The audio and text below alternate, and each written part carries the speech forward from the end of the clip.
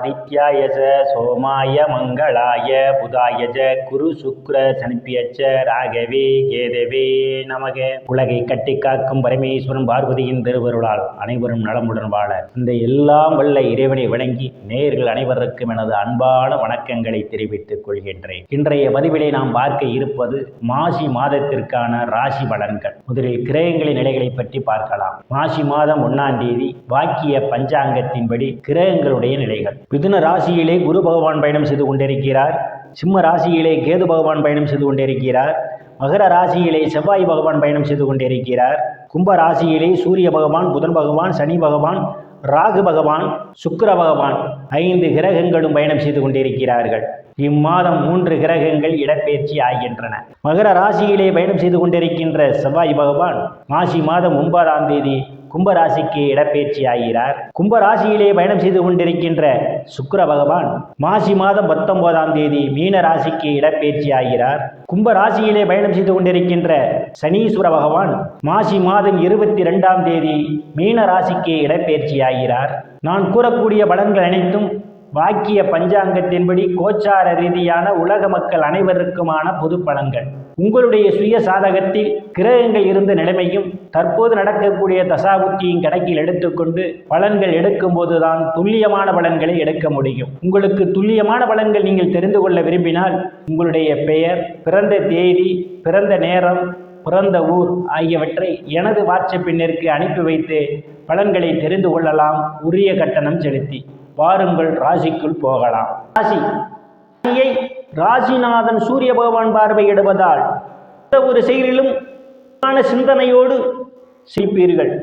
உற்சாகம் நிறைந்த மாதமாகவே இந்த மாதம் உங்களுக்கு அமைய காத்து கொண்டிருக்கின்றது. குடும்ப வாக்குஸ்தானத்தில் எந்தவித கிரகங்களும் இல்லை. தனங்குடும்ப வாக்குஸ்தானாதிபதி புதன் பகவான் ஸ்தானத்திலே ராசிநாதனுடன் பயணம் செய்து கொண்டிருப்பதால் மேம்படக்கூடிய மாதம் இந்த மாதம். நீங்கள் எதிர்பார்த்து கொண்டிருந்த இடங்களில் இருந்தெல்லாம் பண வரவுகள் தாராளமாக கிடைக்கும். புதிய ஆடை ஆபரணங்கள்லாம் வாங்குவீர்கள். பேச்சிலே ஒரு தெளிவு இருக்கும். வெளிப்பட்டாரன் உங்கள் பேச்சுக்கு மதிப்பு மரியாதையும் கிடைக்கும்.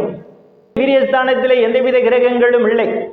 வீரியஸ்தானாதிபதி ஸ்தானத்திலும் அஷ்டமஸ்தானத்திலும் பயணம் செய்து கொண்டிருப்பதாலும் தைரிய வீரியஸ்தானத்தை குரு பகவான் பார்வையிடுவதாலும் இளைய சகோதர சகோதரியுடைய அன்பும் ஆதரவும் உங்களுக்கு நிறைந்திருக்கும். அவர்களால் அனுகூலமான பலன்கள் உண்டு. சிறு குறு பயணங்களால் ஆதாயம் உண்டு. சிலர் சுப செய்திகள் எல்லாம் வந்து கிடைப்பதற்கான ஒரு சூழல் உண்டு. நாட்களாக வீடு மாறுவதற்காக திட்டமிட்டு கொண்டிருப்பவர்களுக்கு வீடு மாறுவதற்கான ஒரு சூழல் வந்துவிட்டது. ஸ்தானத்தில் எந்தவித கிரகங்களும் இல்லை. சுகஸ்தானத்தை சனி பகவான் பார்வையிடுவதால் தாயாருடன் அனுசரித்து போவது நல்லது. இல்லையில் உங்களுக்கும் தாய்க்கும் இடையே கருத்து மோதல்கள் ஏற்படும்.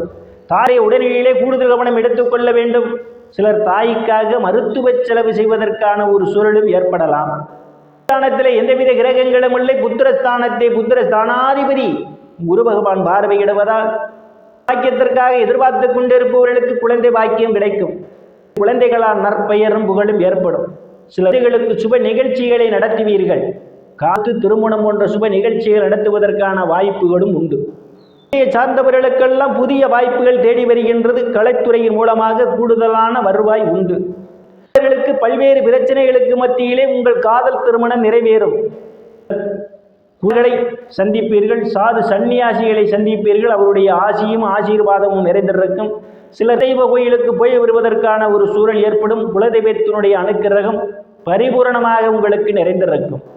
சத்துரு ஸ்தானத்திலே இம்மாதம் 9ஆம் தேதி வரை ஸ்தானாதிபதியும் பாக்கியாதிபதியுமான செவ்வாய் பகவான் பயணம் செய்து கொண்டிருப்பதும் சத்துரு ஸ்தானாதிபதி களத்திர ஸ்தானத்தில் ஆட்சி பலத்தோடு பயணம் செய்து கொண்டிருப்பதாலும் மற்றும் நிதி நிறுவனங்களில் கடனுக்காக விண்ணப்பித்திருந்தால் உங்களுக்கு எளிய முறையில் கடன் கிடைக்கும். உங்களை அழைத்து கடன் கொடுக்க தயாரான சூழலில் இருப்பார்கள். செய்யக்கூடிய சக பணியாளருடைய அன்பும் ஆதரவும் உங்களுக்கு நிறைந்திருக்கும். அவர்களால் உங்களுக்கு அனுகூலமான பலன்கள் உண்டு. ஸ்தானத்திலே சூரிய பகவான் பயணம் செய்து கொண்டிருப்பதும் அவருடன் இணைந்து சுக்கிர பகவான், ராகு பகவான், சனீஸ்வர பகவான் கொண்டிருக்கிறார்கள். 9ஆம் தேதியிலிருந்து பாக்கியாதிபதியும் சுகஸ்தானாதிபதியுமான செவ்வாய் பகவானும் செய்வதால் வயதுடைய ஆண் பெண் இருபாலருக்கும் இதுவரை இருந்து வந்த திருமண தடைகள் எல்லாம் விலகும். அதன் பேச்சு சிலருக்கு ஏற்படுவதற்கான ஒரு சூழல் உண்டு. மனைவியிடையே ஒரு அந்யோன்ய நிகழும். வேலை விஷயமாகவும் கருத்து வேறுபாடு காரணமாகவும் பிரிந்த தம்பதிகள் எல்லாம் ஒன்று சேர்வதற்கான ஒரு சூழலும் உண்டு. இதுவரை இருந்து வந்த பிரச்சனைகள் தீர்ந்து பங்காளியுடன் நல்ல நட்புணர்வு ஏற்படும். செய்பவர்களுக்கெல்லாம் கூட்டுத் தொழிலிலே அபரிமிதமான முன்னேற்றம் உண்டு. முதலீடு செய்வதற்கு இது சரியான நேரமும் கூட. சிலருக்கு அனுகூலமான பலன்கள் உண்டு. நண்பர்கள் எல்லாம் உங்களுக்கு பக்க பலமாக இருப்பார்கள். எந்தவித கிரகங்களும் இல்லை. ஸ்தானாதிபதி ஸ்தானத்திலே பயணம் செய்து கொண்டிருப்பதால் எதிர்பாராத நேரங்களில் எதிர்பாராத இடங்களில் இருந்து எதிர்பாராத பண வரவுகள் எல்லாம் உங்களுக்கு கிடைப்பதற்கான ஒரு சூழல் உண்டு. அடுத்தவர் பிரச்சனையில் தலையிடுவதை தவிர்த்துக் கொள்வது மிகவும் நல்லது. ஸ்தானத்தில் எந்தவித கிரகங்களும் இல்லை. பாக்கிய ஸ்தானத்தை சனி பகவான் பார்வையிடுவதால் அனுசரித்து போவது நல்லது. இல்லையில் உங்களுக்கும் தந்தைக்கும் இடையே கருத்து மோதல்கள் ஏற்படும். தந்தையினுடைய உடல்நிலையிலே கூடுதல் கவனம் எடுத்துக்கொள்ள வேண்டும். மருத்துவ செலவு செய்வதற்கான ஒரு சூழலும் உண்டு. தேவை. எந்தவித கிரகங்களும் இல்லை. ஸ்தானாதிபதி களத்திரஸ்தானத்திலும் அஷ்டமஸ்தானத்திலும் அவர் பயணம் செய்வதால் இம்மானுடைய முற்பகுதியிலே வேலை தடுப்பவர்களுக்கெல்லாம் அவரவர் தகுதிக்கு ஏற்றவாறு வேலை கிடைக்கும். விதமான முன்னேற்றம் ஏற்படும். காத்து கொண்டிருப்பவர்களுக்கு பதவி உயர்வு பாராட்டு கிடைக்கும். வாதிகளுக்கு அரசியல் நல்ல முன்னேற்றமும் உயர் பொறுப்புகளும் தேடி வரும். மாதத்துடைய பிற்பகுதியிலே கூடுதல் கவனம் எடுத்துக்கொள்ள வேண்டும். போட்டிகள் அதிகமாக இருக்கும். குரு பகவான் பயணம் செய்து கொண்டிருப்பதும் லாபஸ்தானாதிபதி புதன் பகவான் களத்திரஸ்தானத்திலே பயணம் செய்து கொண்டிருப்பதாலும் சகோதர சகோதரனுடைய அன்பும் ஆதரவும் உங்களுக்கு நிறைந்திருக்கும். அவர்களால் அனுகூலமான பலன்கள் உண்டு. நண்பர்கள்லாம் உங்களுக்கு பக்க பலமாக இருப்பார்கள். நீங்கள் செய்யக்கூடிய தொழிலே இரட்டிப்பான வருவாய் உண்டு. எந்தவித கிரகங்களும் இல்லை. ஸ்தானாதிபதி இம்மாதம் 1ஆம் தேதி ஸ்தானத்திலே பயணம் செய்து கொண்டிருப்பதால் சுப செலவுகள் ஏற்படும். திருவருளால் அனைத்து செல்வ செழிப்பும் பெற்று சிறப்புடன் வாழ அந்த எல்லாம் இவனை வணங்கி நேர்களை மீண்டும் அடுத்த பதிவில் சந்திக்கும் வரை விடைபெறுவது ஜோதிடர் எஸ் ராமன். நன்றி, வணக்கம்.